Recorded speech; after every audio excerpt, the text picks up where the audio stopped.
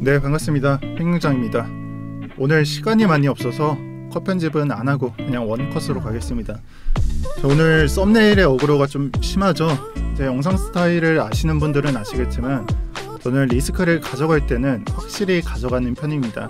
그래서 비트코인이 5천만원에서 빔이 나올 때도 그랬고 이 사모코인도 마찬가지였죠. 저는 감당할 리스크는 지고 갑니다.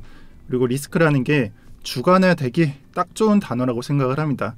어떤 사람들은 뭐 2%가 될 수도 있고 어떤 사람들은 20%가 될 수도 있는데 여기서 말하는 리스크란 5%에서 10% 정도가 되겠습니다. 그래서 이 구간에서 지금 구간에서 이 정도 리스크가 없다면 매수할 수가 없다는 말씀을 드리고 싶고요.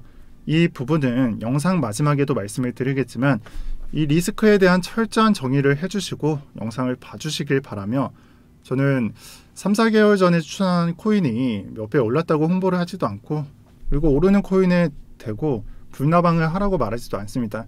여러분들이 코인 투자를 할 때는 적당한 리스크는 가져가시면서 매매하시는 걸 저는 적극적으로 추천을 드리고요. 이 부분을 이해할 수 없다면 아마 포모를 느끼고 나를 안 타고 가면 어떡하지? 이런 감정을 느끼고 최고점에 들어갈 수밖에 없다. 이렇게 말씀드리면서 시작하도록 하겠습니다. 우선 업비트 장, 자 라이트코인, 비트코인 캐시, 이클, 이오스, 온톨, 준메이저죠. 그리고 바이낸스 장에서도 동시에 나오고 있는 것들이 라이트코인, LTC죠. 이렇게 준메이저 코인들이 차트가 좋게 그려지고 있고 거래대금이 많이 모이고 있습니다. 그래서 이대로 차트상으로 저점만 내려주지 않는다면 준메이저의 반등이 시작됐다라고 보셔도 좋습니다. 자, 제가 봤을 때는 이러한 모습이 7, 8월 아래를 보시면 7월 21일 이런 7, 8월에도 이게 있었던 것 같은데 안 보이네요. 여기 있다. 이런 저점을 높여주는 모습이 7월, 8월, 9월에도 나왔었고 또 이러한 모습은 지난 상반기에 정말 강력하게 출현을 해줬었습니다. 이런 저점을 높이는 모습이 그래서 지금도 나오고 있다라는 말씀을 드리고 싶고 여기서는 우리는 생각을 하게 될 겁니다.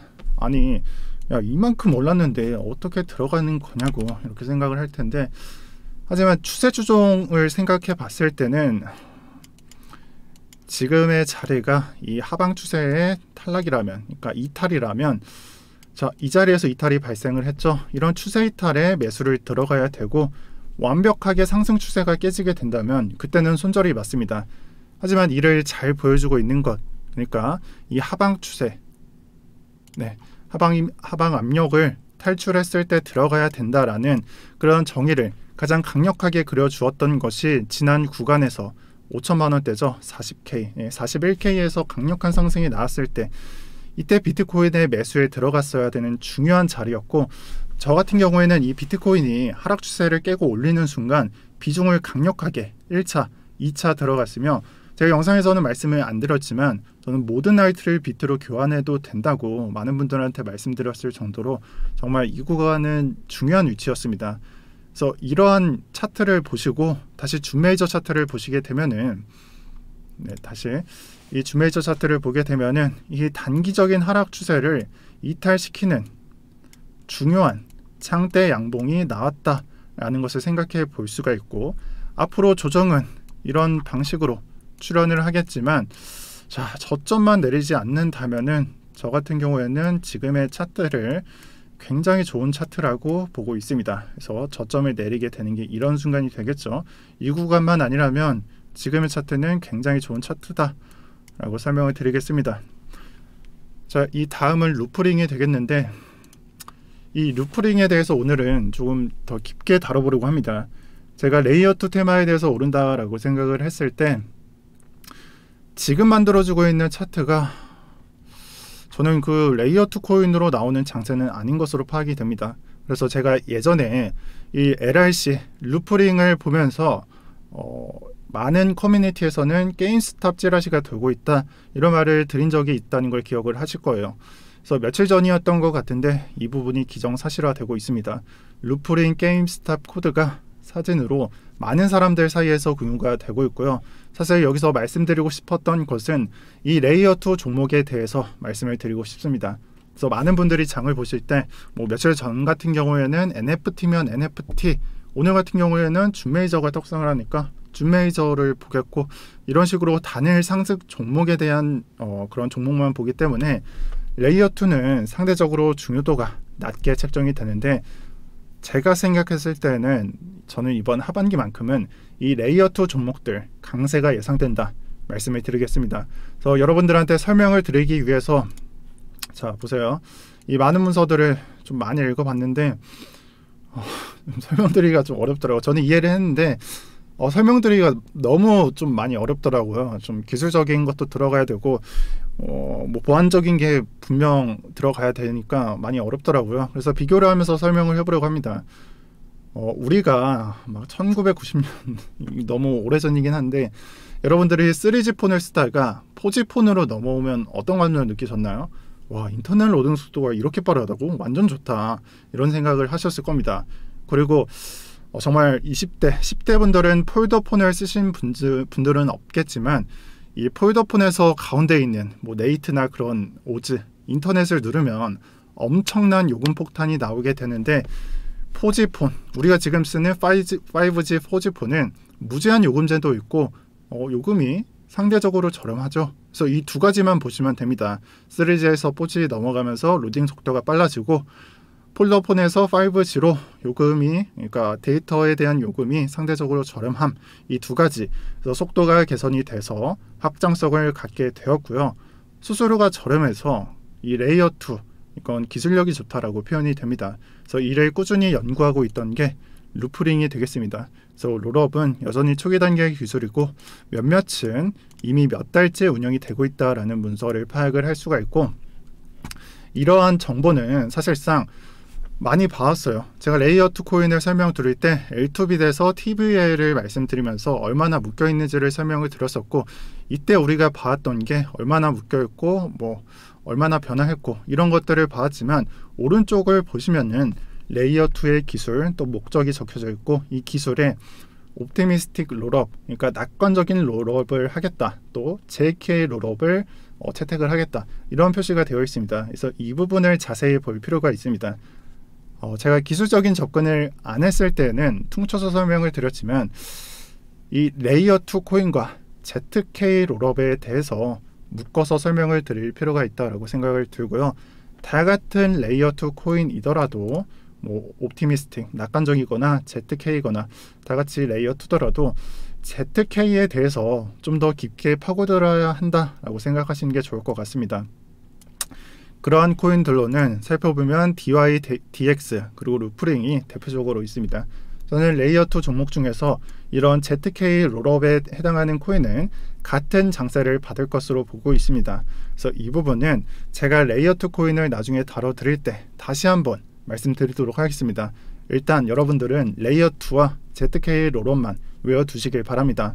또 밈코인에 대해서 말씀을 드리고 싶은데, 저는 이전까지 이제 밈코인은 서서히 안정적인 가격을 찾을 것이다 라고 생각을 했었는데, 사실상 시바로 시작을 해서 사모코인이 펌핑을 받고 여기서 끝날 줄 알았는데, 아직도 밈코인은 날짜를 보시면 11월 8일 어제죠. 그래서 아직도 펌핑이 유효하다라는 생각을 하고 있고요. 아마 시간이 된다면 이런 펌핑 밈코인들 다시 한번 다뤄드릴 것 같습니다. 저는 현재 뭐 여기 있는 코인들 뿐만 아니라 많은 코인들을 다루고 정말 소액으로 다 분산을 해놔서 실적이 낮은 것은 좀 빼고 좀 실적이 좋은 것들도 좀 교체를 하고 이런 식으로 접근을 하고 있는데, 아직은 아닌 것 같습니다. 제가 들어갔던 코인들 중에서는 오늘 나온 코인도 있고 하루나 이틀 전에 나온 코인도 있어서 지금 소개하기에는 좀 너무 위험한 것 같고, 일단 제가 말씀드리고 싶은 것은 밈코인 메타는 끝난 게 아니라 잡코인 메타로서 뭐 거래 대금을 보면은 한 둘 셋 넷 죄송합니다. 둘 셋 넷 140억 이 정도, 뭐 10억 20억 30억 이 정도 작은 거래 대금으로 계속 돌아간다라고 봐주시고요. 제가 설명할 준비 또는 좀 메타에 대해서 충분히 좀 안정적이다라고 생각을 했을 때 여러분들한테 설명을 드리겠습니다. 그리고 정말 당연한 말이겠지만, 이런 코인들은 전부 말로 형용조차 불가능한 똥찌끄레기이기 때문에 접근하실 때 정말 될 각오를 하시고 접근을 하시는 게 좋을 겁니다. 사실 이제서야 말을 하지만 잠시만요. 제가 사모코인에 들어갈 때 여러분들한테는 이런 차트가 보이실 텐데 제가 들어갔을 때는 이런 차트가 아니었습니다. 제가 들어갔을 때는 한 이 정도, 여기서 들어가야 돼 말아야 돼 이런 차트를 띄우고 있었고요. 정말 제 생각에는 사모코인에 들어갈 때 큰 손해가 나더라도 정말 존버할 생각을 하면서 이 코인에 들어갔었습니다. 다행히 단기적으로 이런 큰 반등이 나왔지만요. 아마 그래서 설명을 드릴 때 이번 주나 다음 주 안에 공개가 될 테니 민코인에 들어오실 분들은 마음 준비 단단히 하고 오시고요. 오늘은 그저 예고편으로 알아주셨으면 좋겠습니다. 다음에 좋은 컨텐츠로 제가 찾아뵙도록 하겠습니다. 자, 그리고 마지막으로는 비트코인 시장 말씀드리고 마치도록 하겠습니다. 지금 현재 비트가 왜 상승을 했을까요? 그냥 올랐을까요? 아니겠죠. 이 원인을 모르는 분들이 너무나 많습니다. 우리 약 3주 전에 무슨 일이 있었죠? 이날 비트코인 선물 ETF 이슈가 있었습니다. 그래서 15일부터 본격적으로 장애 표출이 되었고 그렇게 신고가를 갱신하면서 조정이 나왔습니다. 지금 현재는 어떤 상태인가요? 앞으로 5일 뒤 표시를 해놨죠. 5일 뒤면은 비트코인 현물 ETF의 심사 마감 기한입니다. 그래서 이때는 바네크 현물 ETF인데 이 ETF는 사실상 이때가 마지막 기회이고 이제 보류라는 옵션이 없고요. 여기서 거절이 되면은 현물 ETF에 대한 기대감은 없어지게 됩니다. 따라서 승인이 된다면 주말이 아닌 12일, 이날 12일에 소식이 들릴 거고요. 아니라면 거절 뉴스가 뒤늦게 나오게 될 것입니다. 저는 개인적으로 이 현물 ETF에 대한 기대감은 높지가 않습니다. 이것도 여러분들이 충분히 고려해 봐야 할 리스크라고 생각을 하고요. 이러한 것들이 실망 매물로 나왔을 때를 잘 고려해 주시길 바랍니다. 이러한 모든 것들을 고려한다면 도미넌스는 45% 구간을 넘기지는 못할 것으로 예측 중에 있습니다. 그래서 여기서 이 부분을 넘기게 되는 것은 아무래도 현물 ETF에 대한 승인이 가시화되었을 때라고 생각을 하며 그게 아니라면 이 전체적인 하향 추세를 그리다가 결국에는 바닥권에 도달한다고 보시길 바랍니다. 그리고 이 이후에 이루어지는 날들, 그러니까 이 이후에 그려지는 차트들은 제가 최근 영상에서 충분히 설명을 드렸으니까 못 보신 분들은 어제자나 이틀 전 영상 이런 것들 잘 봐주시고요. 요즘 들어 큰 매수 구간이 열리는 포인트가 저는 얼마 남지 않았다라는 생각이 듭니다. 그래서 여러분들이 이때까지 잘 살아남으셔서 생존신고하길 바라는 마음이 있고요. 아마 그때가 된다면 제 채널을 보시게 되면은 조회수를 보게 되면 4만, 5만, 3만도 있네요. 6만, 5만 이런 식으로 나오게 되는데 아마 그때가 되면 제 채널 영상이 10만 회, 조회수 10만 회 이상을 찍게 될 겁니다. 아직까지는 신규 유저가 지금 상황을 본다면 그렇게 많이 들어오지 않았다라는 판단을 할 수가 있습니다. 저는 이 조회수를 하나의 과매수 지표로 보면서 참고하고 있다는 걸 말씀드리면서 영상을 마치도록 하겠습니다. 영상을 다소 좀 급하게 찍어서 많이 버벅여서 죄송하고요. 오늘도 평경장이었습니다. 좀 너무 바빠서 영상을 좀 늦게 올려드리는 점도 양해 부탁드리겠습니다. 추가로 정말 늦지 않았으니까 포토 상담은 고정 댓글 적극적으로 참고하셔서 받아가시고요. 자, 그래서 오늘의 한 줄 평입니다.